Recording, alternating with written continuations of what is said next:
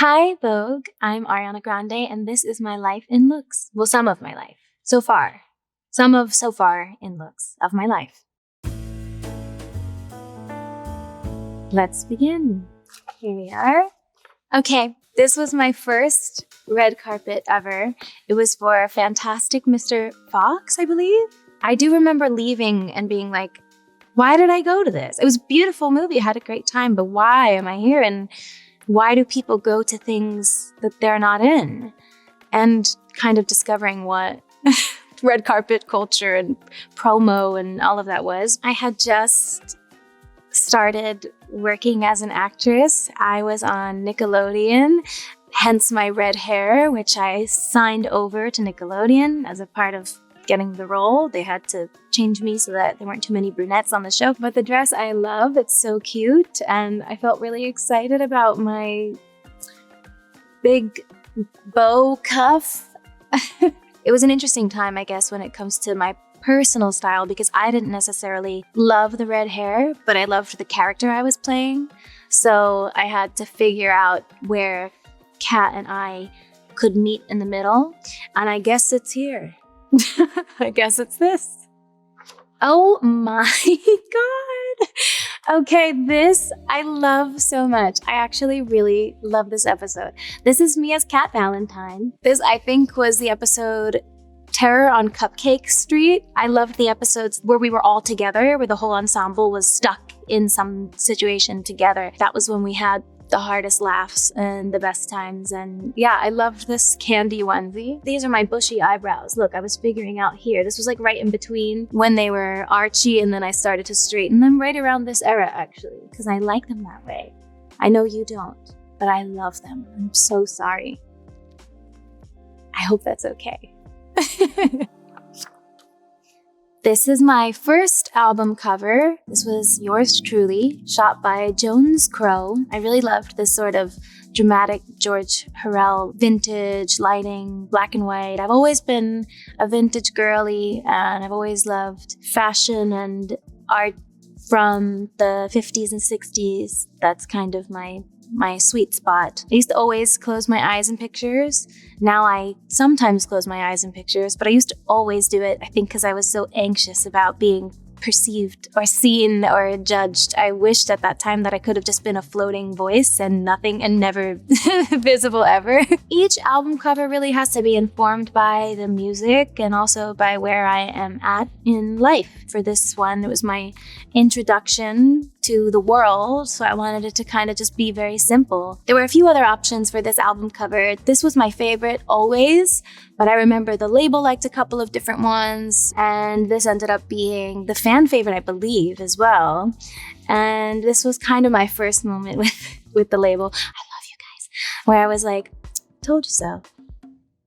Scream Queens. I remember I was on the honeymoon tour and I blocked off 1 week to shoot this for Ryan Murphy, and it was such a fun, amazing experience. I had the best time of my life. I actually wasn't offered many acting projects at the time, but I was so excited when this one came in, A, because I missed acting so much, and B, because I love horror. But I was so happy to die in the first episode because so many of my favorite iconic horror movie roles die in the first 10 minutes. I mean, hello, it's Drew Barrymore in Scream. So I felt honored to die immediately in Scream Queens. And what a death. Chanel No. 2 forever. Penny! This is me as Penny Pingleton in the Hairspray Live. The first show I ever saw on Broadway was Beauty and the Beast, but I was very little. The first one I remember would probably be Thoroughly Modern Millie. I loved that musical more than life itself. I used to sing Gimme Gimme every single day in my room, Sutton Foster. I remember that sparking my interest and made me want to go see as many different shows as I could, and I fell in love with them all. And one of them also was Hairspray. I was a huge Hairspray fan, and that's what made me want to join the cast of Hairspray Live and do this production. Oh, interesting story about this. My character Penny chewed a lot of bubble gum, and I had to chew gum constantly for all the rehearsals. And my voice, I was not singing the way I could usually sing, and I could not figure it out until the day before the live show. and it was the bubblegum. There's aspartame in sugar-free bubblegum, which was great for blowing bubbles, but it was destroying my cords. And that was kind of one of the only times in my life, knock on wood, that I've ever had that kind of vocal health malfunction. Yeah, now we do aspartame free. Here we are. This was my first time at the Met Gala, wearing Vera Wang. This was 2018 Heavenly Bodies Met Gala. And I remember we were on a creative call trying to figure out what it should be. We were just talking about the ceiling of the Sistine Chapel. And we decided to put it all over the fabric and make it into a dress. There were no other options from that moment on. Law and I were just kind of like, that has to be it, that is it. Walking up the stairs of the Met Gala, I remember feeling excited. I really love fashion. So this was like kind of my first time being brave enough to do something like this, because I used to have a lot of anxiety around red carpets. I remember feeling so proud of myself for going and so proud of the look. I thought, wow, this is a piece of art. I'm so thankful to be wearing this dress. And this bow, this hair bow, was one of my favorite parts. Even when I went home afterwards and I got in my pajamas, I kept the hair bow on for as long as I could. My experience the first time I went to the Met Gala was very different from the second time, which was actually quite recently. It was 2 years ago, maybe. And I got to perform as well. Performing was so much fun, getting to rehearse and put that show together with our entire creative team that was there. It was really a special experience. The most recent time I went, I got to wear Loewe by Jonathan Anderson. It was a mother of pearl bodice. Then I got to perform in Margiela by John Galliano, which that was my favorite thing I've ever worn in my life. Yeah, it felt amazing to perform in it too. I loved that the bodysuit was hand-painted, all these different shades of blue and green and lavender and little streaks of yellow. It was just the most incredible. And of course, the iconic Margiela tabby, performing in those was a treat. I love my tabbies. I wear tabby ballet flats every day of my life, so to perform in them was a first and a treat, and I hope to do it again. It was also the first time that Cynthia and I sang together in front of the world, and we sang When You Believe by Whitney Houston and Mariah Carey. And I believe that my performance is like the most that people have ever seen of what happens inside the thing when you get in there. That's it. All it is someone sings and then everyone has a good time and goes home. This is from the God is a Woman music video. I am naked. I am painted. This was a really fun music video directed by Dave Meyers, and it took us a long time to get the treatment exactly where it needed to be, because I thought there were many different beautiful vignettes that we could explore, but this one was one of my favorites. I loved the visual of laying in the middle of this painted, looks like a vagina, and I really loved that. And this can't go anywhere, can it? Who cares?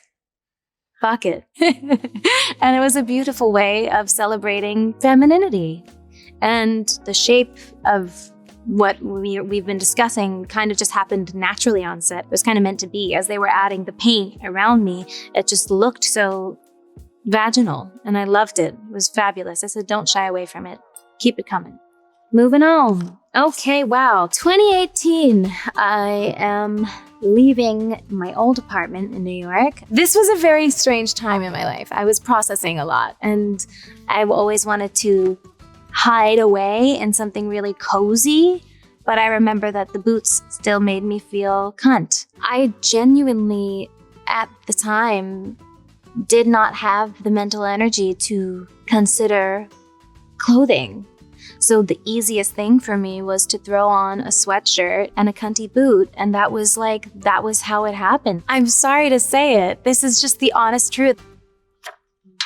This was Coachella 2019. I was headlining. This was designed by Michael No. Law and I loved this deep plum, shiny, almost like wine-colored version of this costume. We had it in pink as well, and I wore that on the Sweetener tour. The set list for Coachella was pretty much the same as the Sweetener tour, except we added some special guests. I remember I had NSYNC come out with me, which was really cool. We did Tearing Up My Heart, and I got to do the original choreography with them, which was the dream of my life. The NSYNC of it all came about because I truly believe that they are the best boy band. I reached out not knowing what would come of it, and they showed up, which was unbelievable to me. It was really fun. I love those gentlemen so much, and JC is the heart of NSYNC. I mean, I love them all. Of course, I love them all. But to me, like, the sound of his voice is, oh my God, it's just so special. Here it is! Oh my goodness, my first Vogue cover. This was shot in my hometown, Boca Raton, Florida by Annie Leibovitz, and it was a beautiful day. It was a hilarious day because I was so nervous that I kept making the joke that it was Toulouse's big day. My dog is Toulouse. And I kept saying, it's Toulouse's big day. It's his Vogue cover. And I remember Annie Leibovitz looking at him and saying, oh my God, this dog is beautiful. Excuse me, can we please get him on the cover, please? And I was like, how is this real life? This is the best thing ever. So I got to share my first Vogue cover with Toulouse, who's my sweet love. He's my he's like the light of my life. I love him so much. I was barely allowed to wear any makeup, and at the time it really scared me, but now looking back, gosh, I'm so proud of this. I love it now more than ever. It was very meaningful to me, though, that it came to my childhood home and shot in my very first recording setup ever, which is where I learned how to produce vocals and where I used to write little songs when I was 12, 11. All right. Grammys 2020. I'm wearing Jean-Baptiste Valli, styled by La Roche. We loved this so much. I loved the sort of pale blue, gray, fluff cloud effect of it all. There were a few that we loved. That's actually why we wore a few in the same night, but I kind of wish I had just stayed in this the whole time because this was my favorite. I was semi-blonde for this. I had a little ombre, I guess you'll say, to a platinum ponytail. Okay. Wow! Here's more recent. This is 2023, Wimbledon. I was a guest of Johnny Bailey's. I'm wearing Ralph Lauren. Yeah, I just felt like being cozy. So I wore this long, fabulous little skirt and this cozy sweater and this hat and these very Ozian Tiffany glasses because they reminded me of the glasses they wear in Oz in the L. Frank Baum books, in the original illustrations. This was also my first kind of public appearance, I guess, as a blonde. I do love being a blonde. I loved it, and I will love it again someday, and yeah, anyway. This is the 2024 Oscars. I'm wearing Jean-Baptiste Valli. This was my first Glinda-influenced carpet dress. I love this column shape. I love the big bubbly shawl and the train. It was kind of like the perfect amount of everything. We tried on a few different things for this, and this one definitely felt like the perfect choice for this moment because it felt like the perfect middle ground between me and Glinda. It was definitely an immediate, that's the one. Let's see what's next.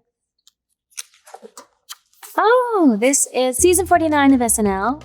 I was wearing a 1982 vintage Mugler that I purchased from Lily at Sea. This is one of my favorite vintage pieces in my archive. My favorite sketch from this episode would probably be Castrati. I really loved playing Lil Antonio. Of all the roles I've played in my life, I think he's changed me. I mean, I know life in 2 chapters, before and after Lil Antonio. Colin Jost, who was one of the writers on it, I think it was actually his concept. I don't think he was sure if I'd want to do it or not, because it's fucking bananas. and I was like, oh, we have to, please give me this chance. I hadn't even seen his hair yet. This was before I had seen his hair, his pants. I just knew. I knew. When you know, you know. I love this dress. This is me at the Wicked premiere in London in 2024.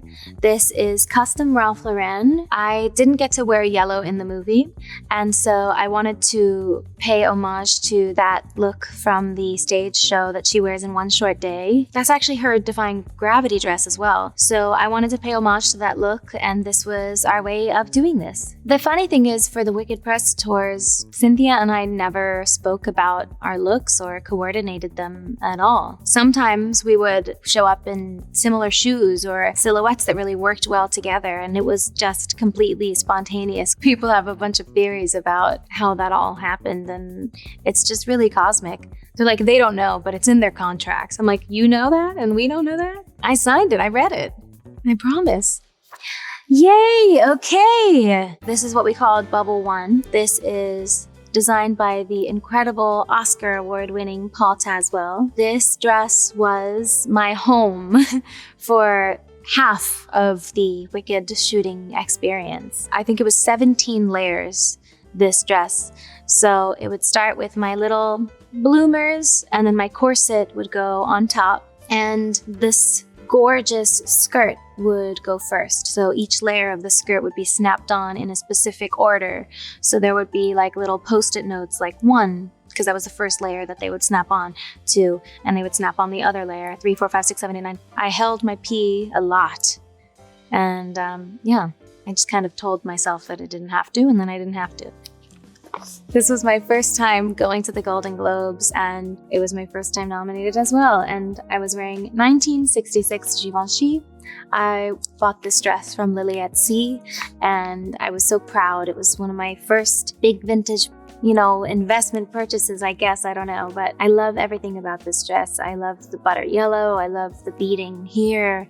I love the gloves. I love the makeup. Michael Anthony did this like modernized version of a little 60s cut crease. It was a little softer. Yeah, I loved this look so much. This is the 2025 Oscars. I am in custom Schiaparelli. This is one of my favorite things I've ever worn in my life. Daniel Roseberry, I love you so much. He's the most incredible human being. I'm so lucky to have shared this moment with him. I was nominated for an Oscar, and I got to wear custom Schiaparelli by Daniel Roseberry.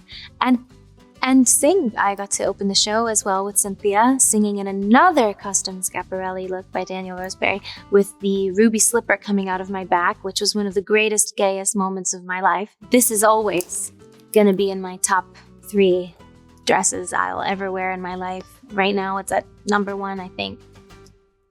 Oh, this was recently. This is the Governor's Ball, and this is Vintage Dior by John Galliano. This is another vintage find that Law and I were so excited about, and hair by Alex Liu, of course. I loved this updo a lot. And makeup by Michael Anthony, of course. Well, the thing about Law and I is that we are absolutely insane when it comes to vintage. We need to go to vintage shopping rehab. We do. And we really love our fittings. They're really fun. We will sit in Law's room and go through racks and racks and racks of clothing. With Yvonne, we'll make a PDF of all the fitting photos, and we'll just decide in the moment what we think will be right for the next day or what we like for the week ahead. And we always say, big night. Whenever we're at a fitting, when we try on a dress we love, we go, big night? Whoa, big night. This was when we said big night. Okay, so this was in Paris when we were recently there for the Wicked premiere. I had the incredible honor of going to the Givenchy atelier, and I got to wear this 1995 Givenchy. This was his final dress he made, I believe. What a tremendous honor. I was so moved.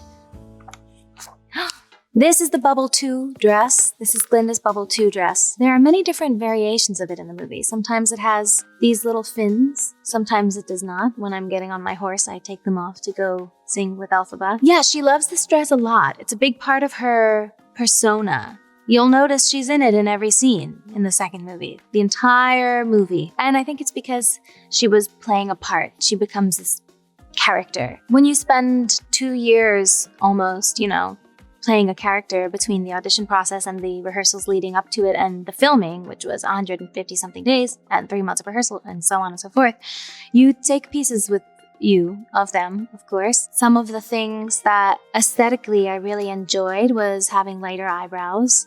Sorry. I love them. I really liked her makeup. I think having to redesign your face and kind of strip away familiarity, all things that were, I guess, associated with my pop star persona. I kind of had to get rid of those and create a new character. And in doing so, I totally fell in love with A, what's underneath, and B, like different shapes of eyeshadow, different, like no eyeliner, playing with eyeliner, different kinds of lashes. It was really fun. It totally reinformed my relationship to beauty.